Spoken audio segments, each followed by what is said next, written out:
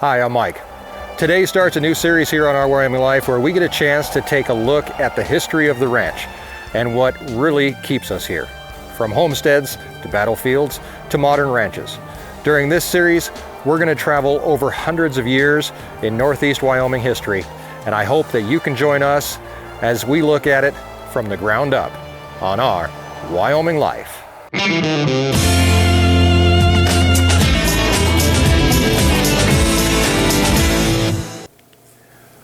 Welcome back to Our Wyoming Life. Is the picture clear? Sometimes when you come inside from outside, it likes to fog up on you. If you're new here, this is a great place to start. And if you're coming back, thanks for continuing this journey with us as we explore the ranch life and escape the ordinary. No matter where you are or what you're doing, history is all around us. It's from history that not only we learn our best lessons, but also sometimes find an explanation of what we do and why we do it. I'm really excited for this run of videos, and I'll let you know how it's going to work. Each month, we're going to feature a video in this series. We're going to travel back to the time that this land was homesteaded, who married who, and how the ranch was built. We're also going to live through the conflict that people here had to deal with at that time and how they learned to overcome it. One of the questions we get all the time here is why we're here. Why not just sell the place, buy another ranch where things are easier? And in all reality, that's a good question, and it's one that we've thought of long and hard. My hope is that by the end of this series, both you and I will have a better answer to that question.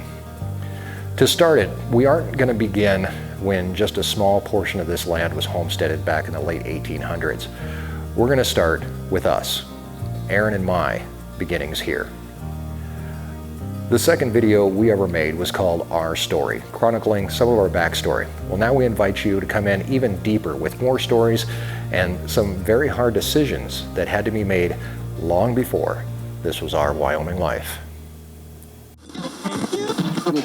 Erin and I met when we both worked here at a local radio station in Gillette, Wyoming. I had come to this small radio station from Denver, where I worked in radio also, but I took a step down to hopefully work my way off air and into management. I took a job as an afternoon disc jockey and music director and did well.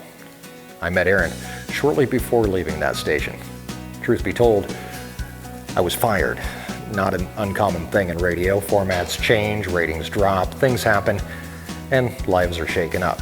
If you remember that show WKRP, well, it's town to town, up and down the dial. That was my life. Erin, however, was in her hometown, where she'd lived her entire life.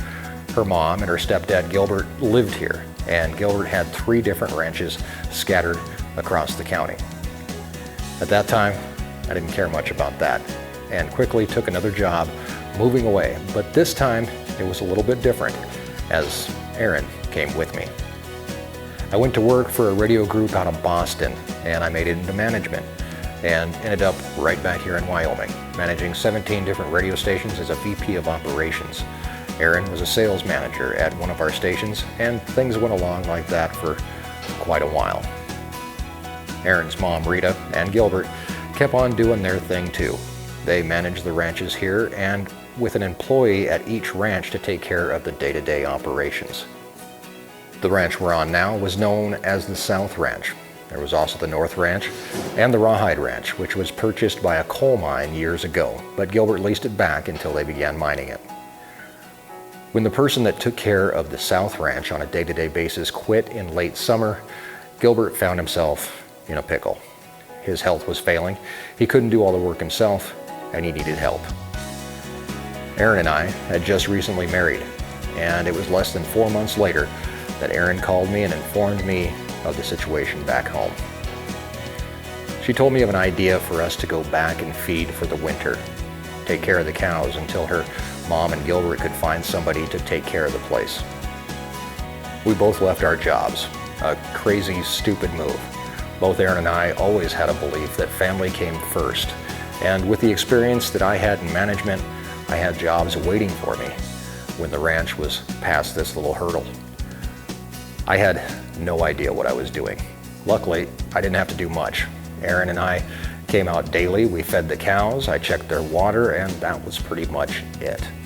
After years of struggling to get started in radio, overnights, mornings, shows, and finally having to manage a bunch of people who all knew that they could do my job much better than I could, the break was actually kind of nice.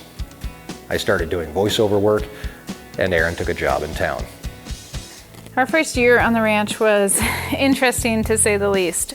Everything about our lives had changed. We'd gone from working corporate jobs Monday through Friday to working 7 days a week, 365 days a year. I think one of the first big shockers is when Christmas Day rolled around and we had to go feed the cows. It was also really interesting to see how the work on the ranch changed with how the seasons changed on the ranch, and feeding the cows every day in the cold and the snow and the wind turned into calving in the cold and the snow and the wind. And then spring came and summer came, and it was time to cut hay and move the cows to summer pasture. And this job that was super monotonous and boring every day during the winter changed, and every day is different. And it was really interesting to see. Obviously, we'd always had seasons.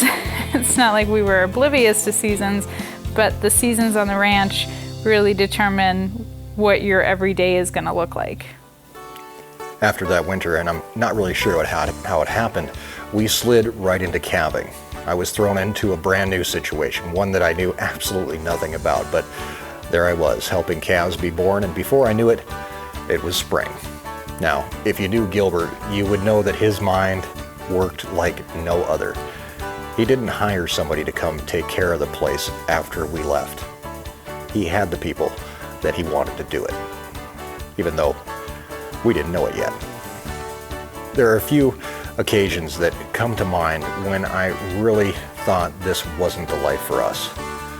Erin and I were newlyweds. We had put ourselves in an extremely stressful situation, and boy, we fought a lot. I would definitely say that our first year of marriage was not what I expected it to be. I remember our first anniversary, which was something that I looked so forward to. I think even from the time that we got married, I remember even the day of our wedding thinking about, like, wow, every year we'll get to celebrate this. And then our first anniversary came around and we were on the ranch and we were haying. It was during haying season. And we spent the day both in a separate tractor. Mike was probably cutting hay and I was raking hay. And I remember just seeing each other as we drove by each other in a field.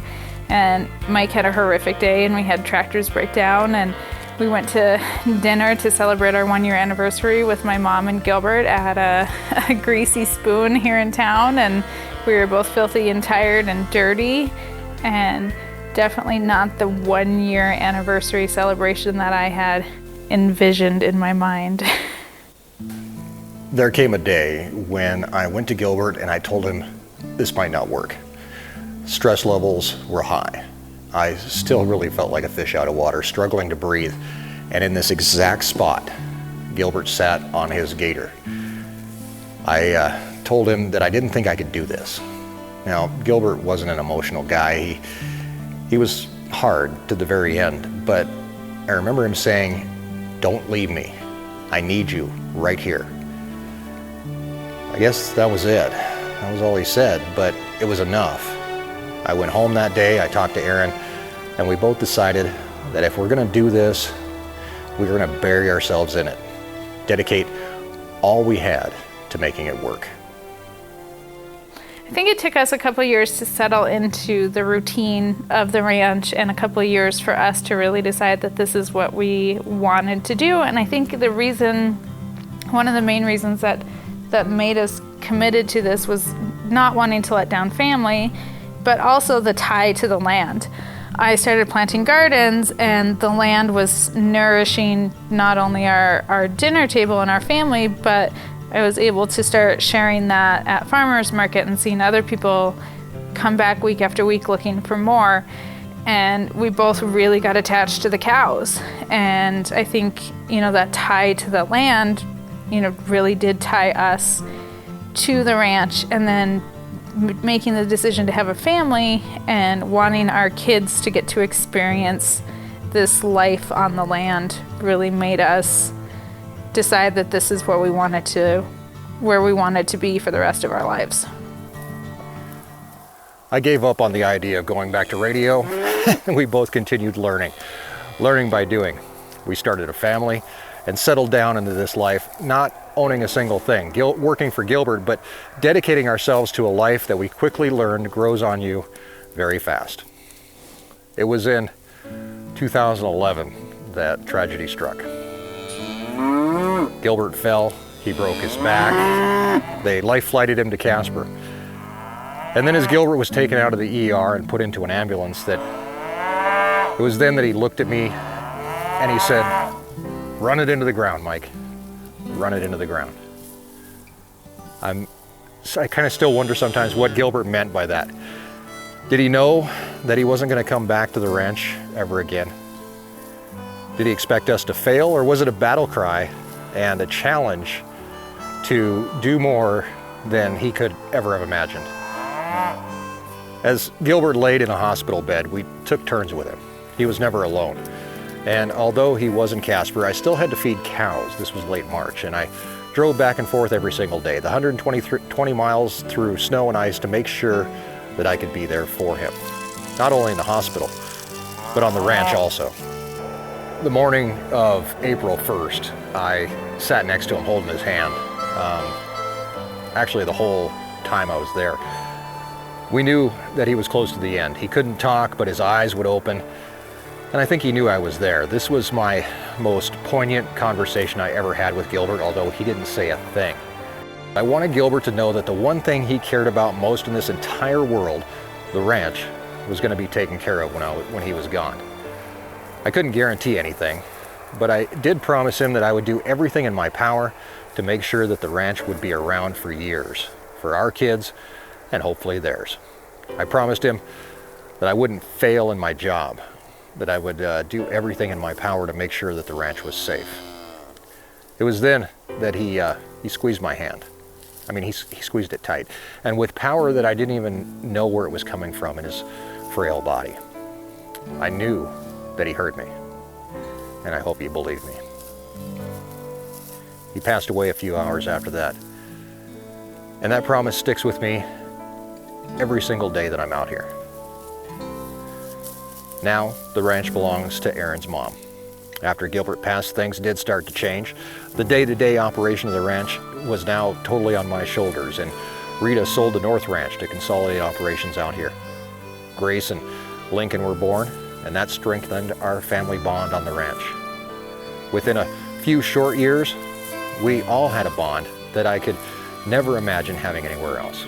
Everywhere you look is a memory, and if we traded this in for an easier life, some of those memories would be gone forever. And we're making our own memories, our own history, along with you. Everybody has a family history.